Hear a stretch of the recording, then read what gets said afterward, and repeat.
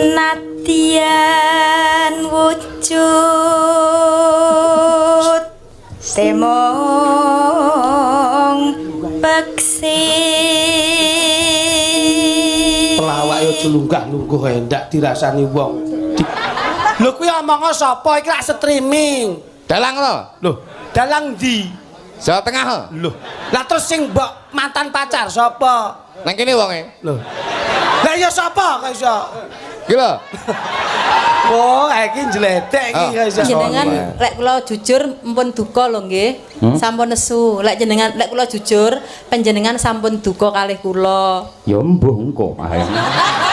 Riyen kula jaman liburan wonten Ngentrong, wonten Pantai Popoh mriko kalih Mas Kluthuk dipapak wonten griya kula. Dadi sampean ya romantis mlaku wong loro ngono.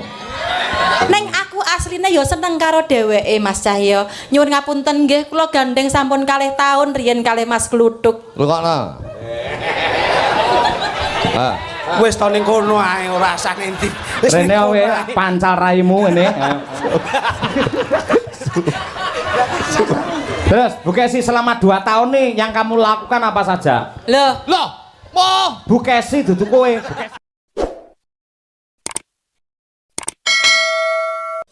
Iya ana bintang tamune Mak. Masa? Nggih. Ya kuwi pelawak kondang yang laris viral. Ya kuwi Duojo, Mas Jo Klidik karo Mas Jo Kluthuk. Wah iki. Genah bisa mengocok perut. Ayo, panjenengane mbok menawa wis rawuh sampun rawuh nggih niki. Alhamdulillah nggih. Tak WA ket mau ora dibales-bales ayo. Monggo Mas Klidik kalian Mas Kluthuk. Ayo. Tumpake prau layar men munggah ana pepanggungan. Ya siap. Yo.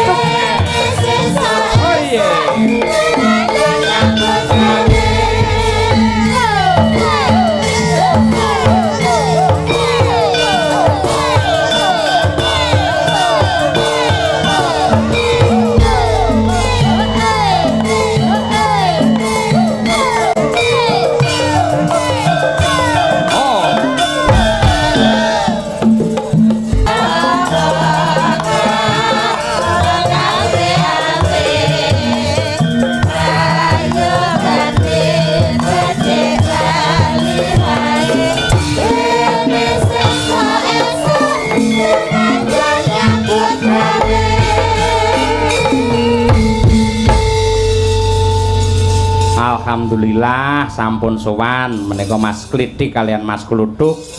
Dasare dalu menika sangat istimewa. Alhamdulillah. Jenengan rawuh busanane wah jan Prabu ketok resik. Dasare Mas Klidik piyayine putih, ngagem apa kuwi jenenge surjan sing rasukane warna putih, nyatane dadilan edi penine kaya ngono. Nggih sedaya menika namung nut lakuning tetembungipun piyayi-piyayi ingkang sampun dipun tanamaken. Nggih. Sampeyan niku anu, lek piyayi putih ngagem napa niku beskap warna putih ngoten niku ketok resik tenanan. Ing paningal panjenengan nggih. Nek Mas jenengan lho, wong ireng iso gawe putih jan kaya madu mangsa. Ngono lho. Nggih ampun sia-sia ajeng kados pundi menika lak nggih. Nyuwun pangapunten lho Den. Panjenenganipun nggih sedaya menika nut lampahing crita. Ngoten lho. Mboten kula nyuwun prisa. Nggih dawuh. Penjahite jenengane sinten? Nggih tasih keluarga piyambak. Lah jenengan teplek apik. Lah lho kegeden iki lho. Sampeyan iki lak wis tak kandhani, paling tidak ki menyesuaikan ya ngewe ukuran ngono lho. Paling ora nek tangane kedawan, nek kowe ora gelem dukur ana ya tanganmu terke ning Ponorogo. Ngono. Wong dijak ke kandhal kok iso bingungke wong. Nggih nuwun pangapunten. Sedaya menika lak namung nglampahi to, Mas. Nggih lho disawang Nggih. YouTube ora penak, pelawak ngangge daster lho ora. Niki yen kula dandani apik kaya kula becik. Nggih. Njur mangke lak sedaya mboten wonten ingkang ketawis awon. Oh. Nggih, dados kudu ana sisi baiknya dan sisi jeleknya. Sisi baiknya Teng kula. sisi jeleknya. Ah niki lho. Oh. Dadi adil, ngoten lho. Nggih, nggih. Janipun nggih kula dandani apik niki. Nggih ming laire ora kalungan usus ngoten mawon. Ya kalungan usus tapi usus kirik lho aku biyen. Ya aja nesu, ngono wae kok nesu ki lho. Ki acarane apa sampean ya kudu ngerti. Ya wis lho. Kok mbok degek-degeke apa? Ben Klambi- ketok gagah napa? Ya klambine gedhi ben ketok cilik. Loh, ora paling tidak kan tahu. Ya roh lah, pokoknya bangga seneng aku bengi iki. Pripun? Ya silaturahmi karo warga masyarakat kene. Lah nggih, Lah ya. iki lak ulang tahun. Ulang tahun Mas saya. Nggih. Ah, Nggih. Ambal warsane yang. Yang Atau sing wis adat lumaku terus ndongake apa yen Ya, Lek. mantene lak selamat menempuh hidup baru. lah ya. Hmm. Ya lek ulang tahun ini ya meng dongakne biasa to, Bos. Nggih. Muga-muga panjang umur, Aku ya apik. tapi yo aja dawa-dawa. Loh. Kepiye Ora ta ki? penak dongamu iki. Lho ning dindinggon ki lak mesti mugi-mugi panjang yuswa nggih Mas. Lah ya. Hmm. Panjang umur ning mung sak madya aja dawa-dawa. Lah terus. Mergo lek dawa-dawa ki besok bakal nyiksa raga.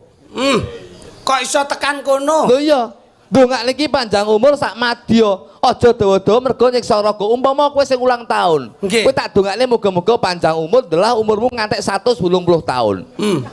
Kamangka menungso ki secara umum fisik itu semakin tua akan semakin berkurang. Leres. Kowe 120 tahun wis ngepleh-ngepleh tenaga wis ra enek turun ning amben. Delah muga-muga kowe ngantek 180 tahun, kowe sing 60 tahun lemah-lemah tok. Priya bosok kowe. Iki jane kepiye? Ya ora? Ya ning ya bener. Lah iya. Bener Dongak niki panjang umur mung sak madya, aja dawa-dawa mung sak kuating raga. Loh, bra. Muga Nah, bapa Eyang. utama yang tama, muga-muga ya panjang yuswa mung sak kuating raga ben besok ora bakal nyusahne keluarga. loh, lah iki lho, kok Loh. omongane cetha iki panganane apa bocah iki? Iya. Apik lho kuwi Pak. Loh, mungkin lho Mas. Ya ya. Lah iya. Berarti nek antarane rezeki. Rezeki menungso ya kudu budidaya, Pati. pati ki menungso ya kudu ngati-ngati. Berarti sing ketelu jodoh ingkang maringi padha karo Gusti. Tegese apa kuwi? Wong kuwi nek wis jodoh arep lenggah ning kuwade mesti ketemu marang tresnane. Sing ngomong sapa tak tapokne lambene kuwi. Loh, ngene lho, para sepuh aku ngewangi sithik, ora Sinten? ngewangi ora. Kene. Sing jenenge jodoh ya, najan dipalang ana segara jembar. Nah. Gunung Dura kaya apa Nggih. yen panjen pangeran memastikan itu lampun dadi jodoh, Nggih. ora bakal kurang dalan. Jodoh tetep pangeran ingkang Berarti nempatake. dadi jodoh mesti lingguh ning Kuwade. Wade. urung mesti. Nyatane akeh wong lanang wedok dadi jodoh lingguh ning kuwade saiki ya pegatan. Pegatan tik piye iki? Lah mbuh urusane dhewe. Kok teko aku. Nggih napa mboten? Heeh. Lah nggih, urung mesti lek jodoh kuwi lingguh ning damparing keprabon utawa kuwade sing darani jodoh. Urung mesti sing darani jodoh kuwi besok bakal digawa tresna siji lan sijine nganti tumekaning pati. Loh. Nggih napa mboten? Nggih. Jodoh ki urung mesti, Mas. Nyatane pacaran enek lek 5 tahun, nyatane ya ora dadi ya enek. Kuwi sapa? Ya ora? Pacaran 5 tahun ra dadi. Oh enek. Sinten? Aku. Waduh. Katane yo aku iki pacaran 5 tahun ora dadi ya enek. Karo bocah ndi? Loh, cah tulung agong lho. Loh. Lah kene ra mbok teruske. Wis dipek karo wong liya. Loh.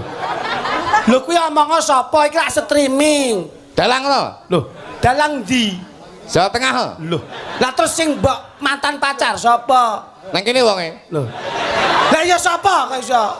Iki lho. Oh, iki njledek iki kok iso. Sing ngomong jodoh sapa? Ya, ya. Nyatane pacaran 5 tahun ya ora dadi. Masya Allah. Nyatane ya ora dadi bojone Mas Cahyo kun tadi. Lah ya mesti ngono. Ana- Ora bakal jenis sinden kondang ayu kaya ngono rabi karo gemuk. Loh. Lah ya bener, Mas. Apa enek kok wis ninggal gemuk malah oleh stempet. Tempet iki tempet raimu kuwi. Dalang padane stempet. Lah wong pyaine putih kaya ngene setempet iki lho. Stempet rek. Stempet ki rek anjar ya putih. Ora Bleset. Kowe oleh golek contoh liyane oleh. Ning aja nyampluk karo keluargaku. Loh, saya Sampeyan perkara jodoh ngomongane bedane jodoh karo bojo monggo. Ning ora usah nyangkut-nyangkut keluargaku. Kula niku lek ngewehi contoh wong liya niku sak kala niku ya lek wong liyane iki trima, lek tersinggung. Sekarang ada undang-undang IT utawa penyinggung apa jenenge perasaan orang lain. Perbuatan tidak menyenangkan. Perbuatan tidak menyenangkan. Aku lho. Ya ora Mas. Nggih napa mboten? Ada undang-undang perbuatan yang tidak menyenangkan. Kuwi ana undang-undange. Enten undang-undange. Daripada saya nggawe hal yang seperti itu contoh wong liya, lebih baik kan saya memberi contoh saya sendiri loh Mas. Ya bener. Dadi undang-undangnya apa? Aku dhewe. Perbuatan apa? Tidak menyenangkan. Nah, mongko kowe menyangkut Bu Gesi, mongko aku wis rabi karo Bu Gesi, anakku wis 4. Kowe nyenggol Bu Gesi padha karo perbuatan yang tidak menyenangkan untuk diriku. Nah iki Enek pasal sampean kena iki. kata-kata iki lho. Apa? Kata-kata yang tidak menyenangkan iki berarti garis besarnya jenengan iki cemburu. Loh, upamane cemburu ya memper wong kuwi bojoku kok. Lah iya, lah nek wis dadi hak jenengan nyapa sampean lesu? Lah pancen dadi aku, kenapa kok ungkit-ungkit wong nyatane masa lalu tur kuwi rong kelakon. Kowe nanti kowe. Aku tak ngalih kuwi urusanmu wong loro kok. Aku ya tak golek gandengan liya ngono lho. Biyen iki combene ya kowe lho, combene. Lambene elek. Ya napa mboten? Kan kowe contoh kula dhewe, Mas. Ketan ya ketan. Ya toh? Lah ya. Heci ya heci. Lah ya, heci. Mantan ya mantan, saiki ya saiki. Ngono lho.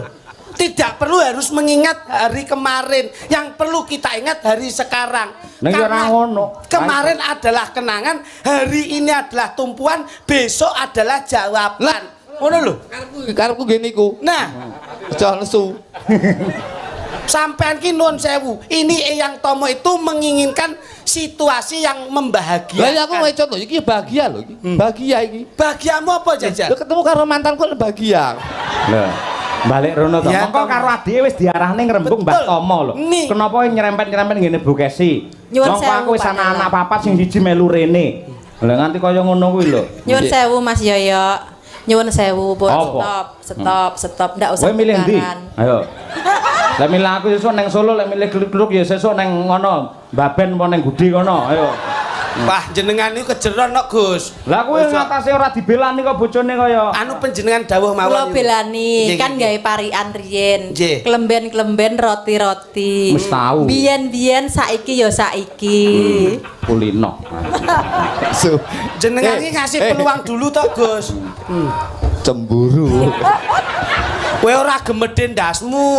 Ah kepiye-kepiye iki nek jeneng ini lak wis sampean ki nerak pager rahayu ning liyan. Sing nerak sapa? Iki kan pengalaman yang dahulu. Ya paling tidak kan histori yang kemarin jangan sampai kamu keluarkan di dalam pagelaran. Tapi yang buka Facebook mesti metu ya. Buka Facebook. Iya aku mbiyen dolan. Iki Lho. Ning ndi, Bos? ning Delopo mangan bakso kalau Nyapo kan delopo bareng kok iso. Masane nyun pangapunten lho, Gus. Sik ki lho, diklarifikasi Bu Gesi. Mergo sing mirsani iki ning YouTube barang Piyai Ewon lho Bu Gesi. Apa sampean nate gandeng karo wujude Super Tetra ngono kuwi? Ayo Pak. Terangno. ya iki lek ra enak, iki ra enak lho. Kok kalau aku Super Tetra. Lah ngopo, Mas? Katane oleh ya Dumek asine. Domek obat gatel e. Padha ae kok iso. Biyen piye Bu Gesi asline piye? Men ora kemlelet kluthuk kuwi ora. Jujur mawon iki nggih. Jujur Pak. Halo. Jujur. Jujur yang awakmu yang. Nyelukmu iki kaya ngono. Rupamu kaya wit jati lho sok. Oh, timbang rupamu kayak tisu magic ngono. Gau nggih kuwi. Jujur lho, Pak. Tapi aku ya sungkan iki dipresani Pak Hariwur. Oke lho. Panjenenganipun rawuh Oh, mriki Bapak Hariwur sekalian. rawuh Iya, nggih. ngono lho. Nggih. Ora perlu sungkan diaturke. Kan ora mungkin ta awakmu gandeng karo kaya ngono kuwi ora mungkin ta. Dadi terangno, men kuwi ora kegeden rumangsa. Ning Mas jenengan lek kula jujur mpun duka lho nggih. Sampun nesu. Lek kula jujur panjenengan sampun duka kalih kula. Ya mbuh engko. Ayo. Nyatane Riyen piye? to, Gus, jenengan nglenggono riyen. Ya ora Biar ngongkon. tahu duduk perkara nanti bisa Iki sumbere permasalahane kakangmu kuwi lho. Kowe kan iso golek dagelan liyane ya Pak Bak ya teko nang kene. Nyun pangapunten, Mas. Ngopo? Panjenengan kalau ngendikan ngoten saya tidak bisa menerima. Lah ngopo? Apapun bentuknya kalau namanya grup itu harus solid. Terus Harus solid. Pertanggungjawaban kita membuat satu grup itu harus senasib serumpun sepenanggungan. Solid. ning kudune lak kowe iso ngarahke to kaya ngono kuwi. Tidak Omongane. bisa, biarpun ini sejelek apapun tetap saya pertahankan. Sebabe. Tuh, aku mbiyen yo nutupi dhek yo. Nah, Piye to? Kok nutupi aku? Lah ya genteng ngiler to cangkemmu. Nutupi apa? Wis tuwek barang ngiler sih anu. Sariawan. Sariawan opo kecilik kowe ngileran lho. Ketok yang ganteng anggere mau Aja guyon. Bekasi ayo. Yang Tomo ki Arek yo. jauh Bekasi, ayo. Nggih, nyuwun sewu Mas Cahya Kuntadi. Menawi lepat kula nyuwun pangapura ya Mas. Kaya bodoh ayo. Nggih. Sejatosipun pancen rumiyin nalika kula tasik SMA. Ya SMA. Awakmu. Kowe menengo sing ngomong ben iki ora melu ngoceh ae ora. Ayo. Kula nate gandeng asmara kalih Mas Kluthuk. Riyen kula jaman liburan wonten Ngentrong, wonten Pantai Popoh mrika kalih Mas Kluthuk dipapak wonten griya kula. Dadi sampean ya romantis mlaku wong loro ngono. Bekasi. Sampeyan yo mlaku gandengan wong loro ngono. Inggih, Mas. Masalah lek disawang kadoan mendhi kaya widodari nggo trimo sampeyan. Mboten menapa-menapa. Kan aku mbiyen ngene lho, Pak. Mikir kaya ngene iki. Iya. Dadi pacare dagelan, rumangsaku besok dadi bojone dagelan kuwi uripku mulya, ayem tentrem, senadyan to Mas Kluthuk. Lho, piyayine kan nyuwun sewu, ora pati mbejaji. Rupane kulite ireng. Terus Sing rapati bejaji mbok diomongne lho. Kulite ireng nyuwun sewu, wajanipun radi mancung. Ning saestu kula niku malah seneng. Mergo napa kula mikir, uripku besok bakal selamat selama-lamanya. Bojoku ora mungkin disenengi karo wong wedok liya mergo sing rupane ala kaya ngono. Ning aku asline ya seneng karo dheweke Mas Cahya. Nyuwun ngapunten nggih, kula gandeng sampun 2 tahun riyen kalih Mas Kluthuk. Rungokno. Wis to ning kono ae ora usah nenti. Wis rene ning kono wae ae. pancal raimu ngene. Terus, Bekasi selama 2 tahun nih yang kamu lakukan apa saja? Loh, Moh. Bekasi dudu kowe, Bekasi lho. Wah, ora. Keprok ora. Kowe iki nyapa? Iki buka-bukaan los lho, Bos. Sing nang pantai lho. Sing nang pantai rong dina rong bengi nggih. Sampeyan kena angin laut masuk angin terus tak keroki metu nomere iki lho. Seto. Rumangsamu kok arepe golek nomere kok mbok kerok gegere kok. Loh, kula senadyan to kalih Mas Kluthuk menika gandeng 2 tahun. Ning cara pacaran kula niku pacaran jarak jauh. Jadi ora tahu ketemu. Ora tak ketemu. Lah, berarti ora tau ketemu kowe. Loh, Ngono tek gleleng kowe, kok kemplalet kowe. tapi video call. Biyen tahun piro rong enek video call tahun semono kuwi. Video truk. Kale ra enek ganti truk kok biyen Video truk biyen. Bangsamu. Lambene elek. Apa ada video truk iki lho. Lah sik ora enek call truk enek iki. Ayo, nggih. Keten lho Mas Cahya. Enek Mas Is lho ning kene. Ayo, Mas Es Koko. lho, mari es lho. Lihat ta? Keten. Iki tawangi. Wis Apa? wis ngileran. Iya. Ora tahu bener kowe iki. Lek mbok celuk Mas liyane kuwi malah lek aman iki malah mbok celuk Mas Wondo. Lah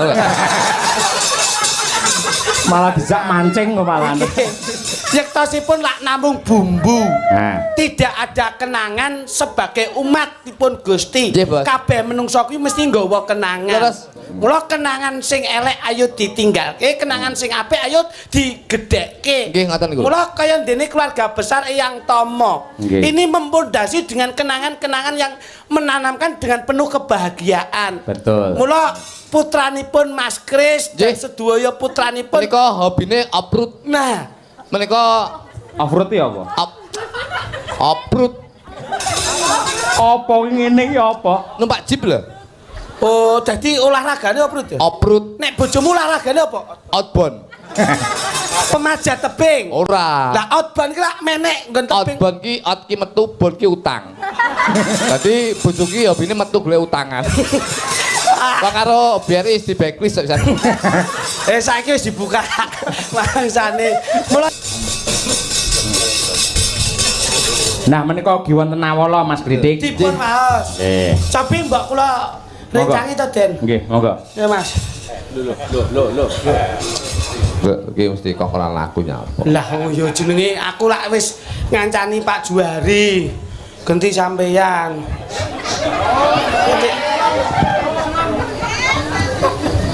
Aku ki Kesanipun binantu Gus. Nggih. aku ki saya tuwek ki mripatku saya blawur aku ki. Aku ki nek gawane wong ki ya ngono kuwi. lek kok cedekan ngene iki ra ketok aku ki. Ya terus Lek kok kadang ngene ya kita blas ya. nyuweni wektu kowe iki. Pancen ya ben dawa nang bar. Saking Pak Slamet Riyadi nggih. Oh iya. Ketua PWRI Kabupaten Madiun, anggota DPRD Kabupaten Madiun mengucapkan selamat ulang tahun yang ke-80. Semoga panjang umur, sehat, berkah barokah. Sembah nuwun Bapak Slamet Riyadi. Konjuk dumateng Ki Cahya Kuntadi menika wonten tali asih 800.000 saking kula Bapak Slamet Riyadi saking anggota DPRD. Bener wong ki mau nang jero ketok kandel kok Mas Klitik kok. Nggih. Lho kok wir kok Iki apa? dibuka sing buka sampean to ki mau? Lho, mungkin panjenengan ngoten kok. Mas sing nyekel sapa ki mau? Lho, mboten ki ngriku njan pundhut yen ta? Ora eneng ning kene sik utuh sik kandel mata ulung ni sampean ora. Nggih. Ini Ku gek kleru tulisane. lah wong ya tumiba wonten pangkone Mas Cahya lho. Ayo. Tumiba tapi iki usume rendeng kok ketetesan blobor apa roh. Tulisane. Niki lho panjenengan waos to Gus. Kuwi amanah lho nggih. Menun sewu niki saking Bapak Slamet Riyadi. Anggota DPRD. Ketua BPR nggih Kabupaten Madiun, anggota DPRD. Menika kejawi mengucapkan selamat kagem Mbah Tomo Ambal Warso yang kaping 8 dosa menika tali asih 800.000 kagem Ki Dalang sak rombongan. Mosok niat ngapusi. Nggih, matur nuwun. Pangapunten Gus, pangapunten. Iki amanah lho iki, nggih. Ning nganti ana sing neka-neka wani ndelikke engko dipangan karo anak bojone dadi penyakit lho wi. Nyambut gawe iki pados berkah, pados slamet. Gen awet ki aja sok seneng. Kowe iki jak omong-omongan sok. Oke, kleru tulisane. Kok kleru pripun wong jelas 800 ki to Gus. Nggih leres, nggih. Wong 800. Kowe lho golek apa kowe lho? Lah kuwi duwe mbok gawa. Ayo ndang diwenehke. Mek 500 sih. Wong yo seratanipun lak leres menika. Nggih aja seneng anu to ngelongi nek jatahe kanca ora ngono kuwi ora pareng. Pak Dewan itu yang menjadi wakil rakyat yang selalu memprioritaskan hak aspirasi masyarakat. Ora mungkin ora kondo tenanan ki. 800 kok iso dadi 500 ki lho. Mbok picek to mek 500 tok. Kowe mandi omonganmu lho kowe. Ah wong dhuwit wis sing nggawa sampean kok. Tanamkan jiwa transparan, kejujuran. Kejujuran ki penting. Kowe dadi dagelane gelem ngapusi ndanyo dadi pejabat kowe. Ayo, 800. Aku dagelan paling jujur sak kecamatan. Sing beto duit wae sinten? Aku. Nah, berarti sing tanggung jawab ya sampean. Mbok sumpah to 500. Ora, wis. 800 mau, aja disida 300 to senengane kaya ngono kuwi ora. Sampean ki lho. Mas, Jare uripmu ki hablum minallah hablum minas. lah ya bener. Kudune ya karo sing kuasa ya taat karo masyarakat ya tetep taat. Lah ya kuwi. Nyo, 800. Kok 500 wae ngapusi kancamu. Aku ora apa-apa ra mbok wehi. Ning ki lho sing melek suwengi utuh ki lak ya dipikirke. Monggo peparing saka Pak Slamet lho kuwi. Ayo. Ora. Pak Slamet Riyadi piyayine bijak kok iso ora. Ayo. Pira kuwi? Pira? 500 sih. Tulisane 800. Mula aja celinti santanganmu ki. Aku arep mbok suwek ya rene apa-apane kok iso. Wong dhuwit wis mbok gawa. Pak Slamet. Niki timbang kula dikeroyok jangan tambah 300 to apa. Masa njaluk melas to ya. Tak paiti kowe ketoke duwe pawakan utawa duwe multi talent pengemisan kowe. Gak mati. Kadung apa kok awon ngemis to kowe. Oh ngono ya manut to iso. Ora manut piye kok. Wong kuwi dudu hake. Enggak Mas. Pira iki? 800. 500. 500. Tapi kayak ngeten loh bos, saya itu menanamkan jiwa seniman yang saya yakin bahwasanya jenengan itu adalah dalang yang selalu menanamkan kesejahteraan dalam hidup kerawitan berkesenian. Budaya. Berkebudayaan. Nah, iya. berkerawitan. Karawitan. Aku malah kayak Terus dalang. Ngoten. Dadi senasib serumpun sepenanggungan. Rekoso siji ya rekoso kabeh. Dadi ditumrot. Ora bedak-bedakne di dalang, di pengrawit, di sinden, di sound system. ya. Adil, maksudnya adil. Iya loh. Keadilan itu tidak harus di kepemerintahan aja, tapi di pagelaran juga Ya, harus kok. ada keadilan. Ki kudu rata. Dadi Oke, adil ki ngene iki. Sinden ya satus. Sinden. Ora beda. Mas Cahyo ki ora beda. Orang nyawang nominalnya, tapi Ora kebersamaannya. nyawang posisine dan Iya. profesinya. Iya, iya, kebersamaannya. Son, tukang son Nah, iki penting. roto. Sithik ning roto. Mana Mas son? Nah, Ngono. Lah iki, sampean. lho. Lah sampean di Oh iya, lah aku di. lah ngono. Lho, lah sampean tok. Lah ndi ki Dalang wis kancamu? sinden wis yoga wis. Ngambil satu saya. Nah, Ya. nah ngene adil aku wis lho lah. Lah aku ndi aku? Lah, piye to sampean iki jane? Lah sing adil. Iki to. jenenge adil, harus adil. Lah, iya. Duduk sama rendah, berdiri sama tinggi. Ngono. Lah sampean Lho ya aku di. Anu ngeten Pak, timbang 300 100 mau Pak, 100 tok. Malah dermis ngisin-ngisini. balik rono neh iki lho kok iso. Ambene. Nggih, pundutanipun Nggih. nderek panjenengan. Ugi menika saking wayahipun Mbah Kung Sutomo, Nggih, nggih. Mas Kervin CS. Nggih. Kevin. Lagu Podang Kuning matur suwun saking Eyang Sutomo. Nggih, nggih. Ugi menika saking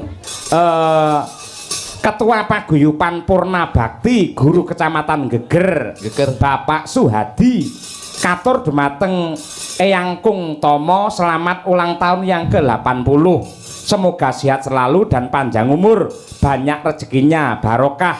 Nyuwun gending klangenanipun Mbah Kung gubuk asmara Podang Kuning ingkang jumeneng Ratu Podang Kuning Mbak Umi Hafifah. Pas. Nggih, menika Menika Pak Umi Afifah menika Ratu Podang Kuning. Pas nek bocahe sakmene iki dadi manuk no manuk Ratu podang. Podang Kuning nyelerek ngodok iwa menika Ratu Kenari. Oh iya, Mbak Sami. Lina. Injih, Kok manuk nglarani? injih, Ratu Kenari. Iya, iya, kenari. Mbak. Menika Birgita. Birgita menika Ratu. Ratu Cak Ijo. Oh, menika ratu. Ratu Murai Batu. Baik. Menika Ratu Perci. Terakhir Menika Jalak Uren. Jalak Uren yang gerbar mangan nelek ngoten lho. kowe iki sing mbok goleki ya pas kono kok iso. Menika Menika ratunipun Turwok. ya Nduk Umi Afifah jumeneng iki sampeyan sing dikersakne karo Mbah Kakung klangenane Nggih. Mbah Tomo. ya, jeneng mi. Ya apa ngono. Umi. Gejer karo Mas Kluduk kono. Kene, Mi. Eh. Jejer karo aku ya Mi. Nggih, Pak. Pak Gundulmu ya. Lah piye? Om. Lah jenengan wis sepuh. Ya kowe iki nglenggono to. Sepuh ki disesep minangka iso apuh. Dadi celuk Pak ki kon bupak, celuk Mbah ki kon tambah. Ya aja maido bocah sakmene wong ya kacek umur ya adoh kok iso. Mbok kon ngenom-ngenomke. Mbok nyadar diri mawas diri ngono lho. Ya. Ngono. Kowe iki kene tak omongke ratune Jalak Uren malah. Nah, menika sampean lapor kulo neleh. Geles tuwekno delok. Bawa nggih, Gus. Nggih dijangkepi Nggih. klangenanipun Mbah Kung menika. Ya. Nadyan wujud temong peksi. Pelawak yo aja lunggah-lungguh ae ndak dirasani wong. Dikira nom kena penyakit. Ngadeg. Sregep. Nah, ngono lho. Wong Mbah Haji Anom Surata wis nate ngendikan lejo tiktuk dadi pelawak itu yang aktif nyambut gawimu nek ning limbukan tok. Kok lungguh? Sing lungguh ki ben dalange, yogane sindene. Etika attitude-nya itu ada. Penting etika Ayo. penting, menghargai menghormati Nah, karo sing ngono. mirsani. Nggih, Mas. Sing Ngapunten. bawa Jawa ini, kamu yang mentransit bahasa nasional, ben menyeluruh orang tuh paham. Ngoko ya, ngoko Jo. Nggih. Ngoko ya. Ya ngoko ya Indonesia kenek kok iso. Ngoko. Arepe piye, Nduk? Nadyan wujude mung peksi. Balen ngarep. Bawa nih, Dok. Nadyan wujud dagelan kocluk kowe. tembong peksi Moko kene. Ben mudeng. Senajan mung manuk.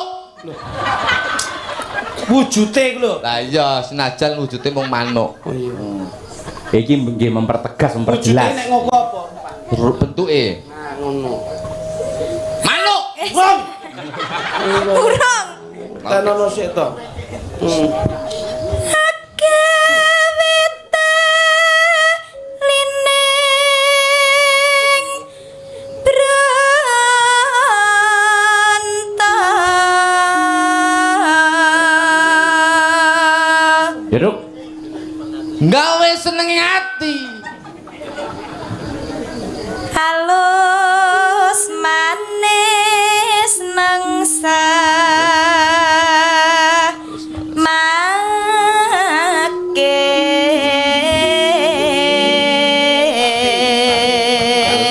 Halus manis. Senajan mung blulus. Kok mlulus ya apa? Halus sing blulus. Masa basa ngoko alus mblunus ya. Ning ngangeni. Wah ya ape. Ape. Kangen nih. Apaan nih? Pelukmu. Kok kenalan kok manuk sapa? Ingon-ingon. wasewenggan kungla lana Manuk emi bersanggon-gon. Loh, wis suwe nggonku. Mengembarakan ya mengembara iki mi bersanggon-gon. Oh, ngelano mengembara. Bener Mengembara. bener bener. golek isi podang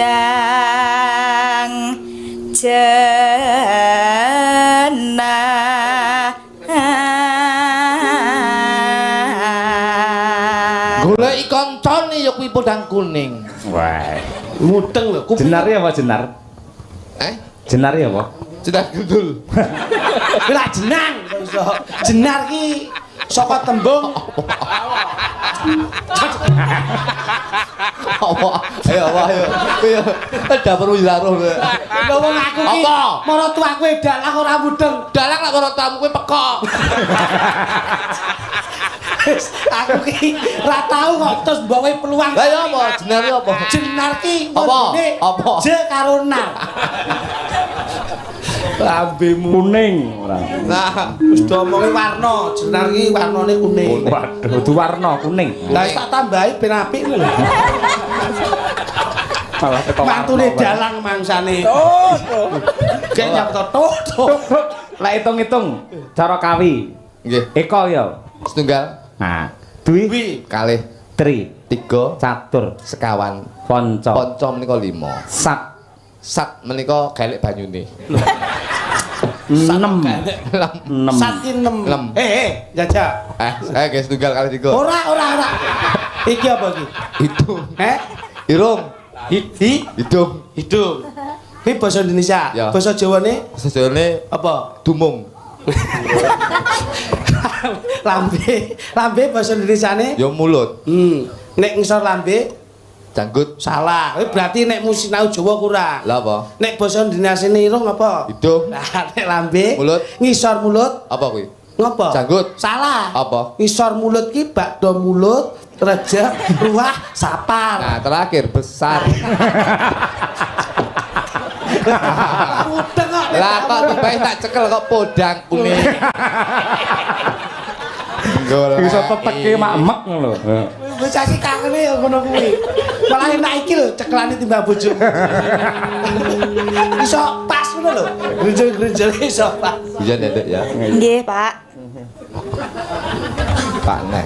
iba bunga enga Lungguh, Sing nom ngadeg kok sing tuwek. Sing lingguh ki sapa? Lah kuwi wis arep lungguh kok. Iki lho karpet iki teles tak resiki. Benagari. Teles kok diresi. Teles iki dilapi. Tak lapi benagari. tiku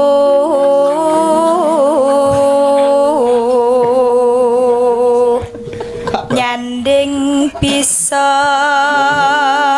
dadi tamba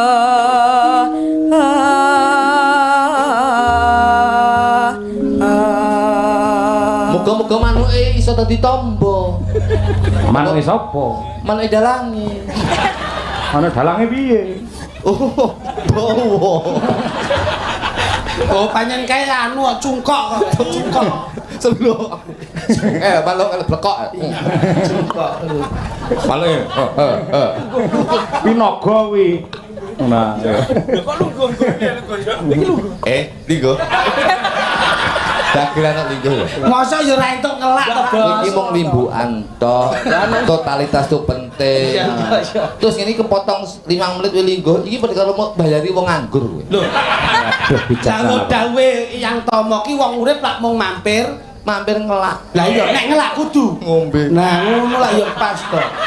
Jijiwit krasa lara. Aja jek liyane. Nah, Jeng Basuki Mawa biya. menungso Menungso kakean dosa wong Jawa kudu njawali, wong Jawa aja jahat, wong Jawa aja jahil. mergo ning urip ning alam donya mung mampir. Mampir ngombe. Lah iya, lah ya jelas to. Nah, ajining raga saka busana, ajining awak Saka tumindak. ajining diri. Saka lati. Nah, wong ngombe mung mampir. Mampir ngelak.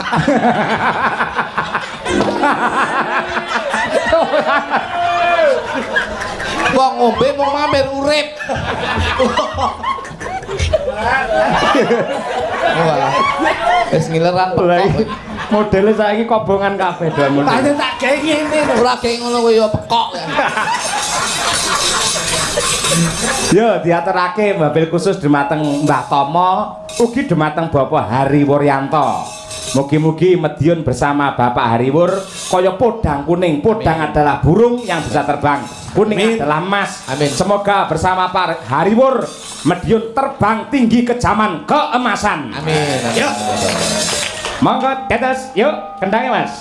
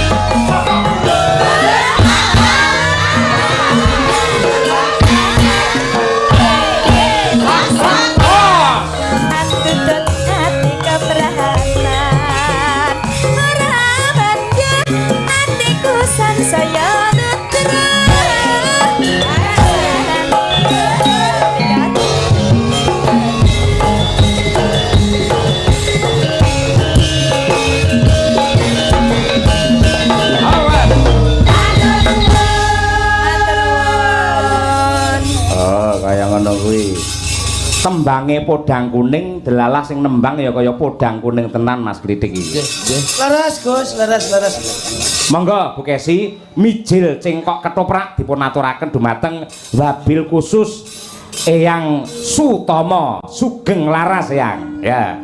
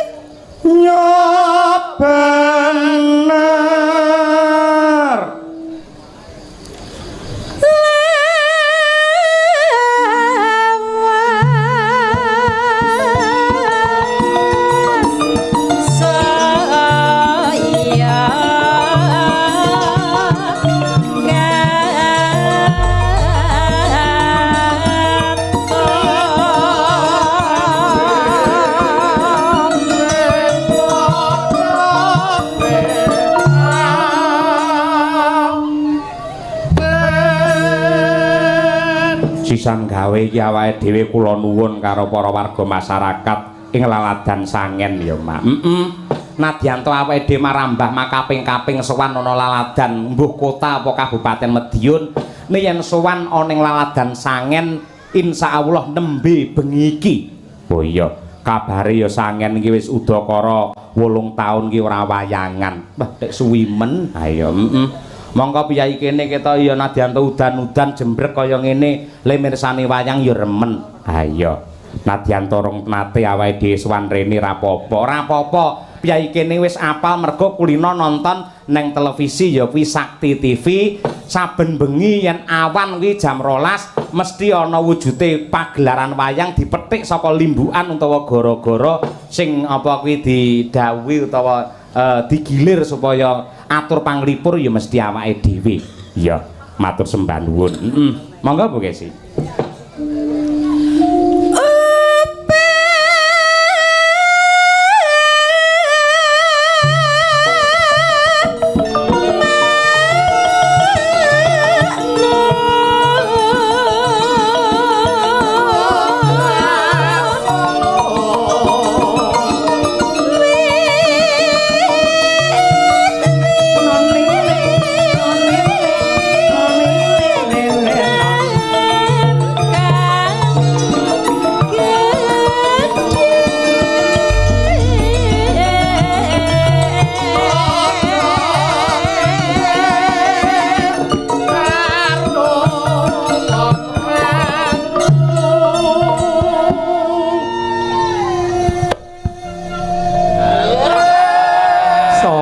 Ngerangin men iki lho.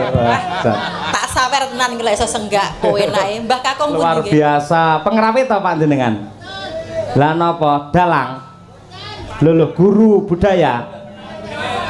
Piyai TAP kaya ngono. Ha iya. ditakoni dalang udu, pengrawit udu, guru udu. Aja-aja copet ning petengan kok. Mboten kuwi piyai sing tresna karo budaya kok ya. Luar biasa. Terima kasih partisipasinya Bapak. Mugi-mugi jenengan tansah pinaringan sehat murah rezeki. Amin ya rabbal alamin. Aja ngece karo wong ra duwe. Yen weruh karo wong ra duwe ki aja diece, aja diina. Ning tresnanana kaya keluarga besar Mbah Tomo iki buktine nganakake santunan kepada anak yatim. Wah iya ngono. Nggih. Mangga Bu Kesi, yuk.